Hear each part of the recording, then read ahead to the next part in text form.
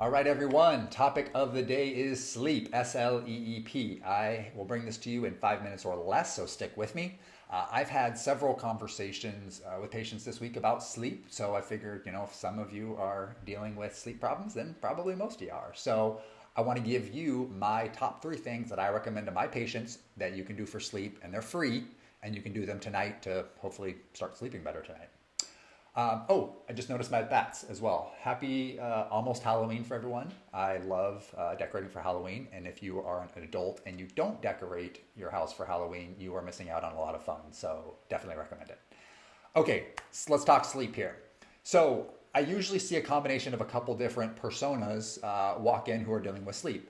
The most common one for sure is the patient who comes in and says, I go to bed and it takes me 4 hours to fall asleep. And by the time it's 2 a.m. and I finally fall asleep, I have to get up in 4 hours and I'm just exhausted.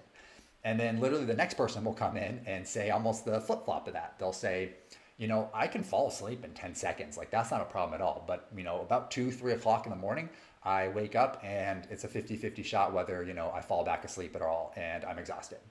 And then the last persona is kind of a combination of the both, I guess. They say, I fall asleep pretty easy and I wake up in the morning and, I sleep 7 or 8 hours, but I don't really feel like I'm like getting rested. And I don't really feel like I'm getting down into that deep, restorative or what we call N3 stage of sleep where all your cellular repair occurs. So the good part about that is that if you're any one of those three people, then you're in luck. And I recommend the same, three-step lifestyle, hack to all three of them. So hopefully one of or two or three of these things will help you. So in order, my favorites are number one, getting your body exposed to sunlight as early in the morning as possible, or as early in the day of your day as possible, I should say. So this is a very primitive, primal thing. Homo sapiens have been doing this for thousands of years and using, the sun and moon to help regulate when, melatonin needs to be produced and other neurochemicals, and when you need to prepare your body to be awake and when you need to prepare your body to sleep. So really getting your body exposed to sunlight, kind of like, those little grains of sand, timers, it kind of like does that. As soon as your body gets sun on it, your body knows internally, okay, let's start the clock. My day has started essentially. So that's a really easy thing to do. Go, walk the dog in the morning, go for a walk yourself, go get the mail, sit on the patio, read a paper. You get what I'm saying. Just get your body exposed to sunlight for a little bit in the morning. Even if you don't change anything, I guarantee you that will help. So that's my favorite. That's number one.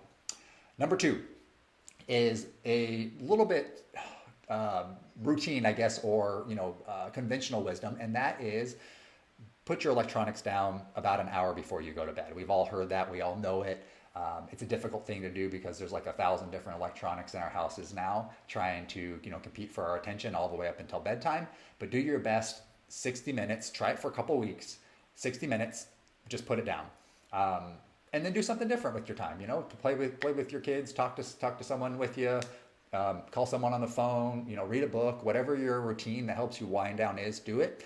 The reason being is because, the blue light and the technology, our bodies just aren't meant to have that right before bed. That's stimulating activity, whereas your body should be doing the opposite and starting to wind down. So you can imagine if your body's stimulated and you try to immediately jump in bed, or you do that in bed, is, you're going to have a problem and your body's not going to know what the heck's going on. So that one's kind of, again, conventional, but it really does make a difference. And I'm pretty hard on the 60-minute rule.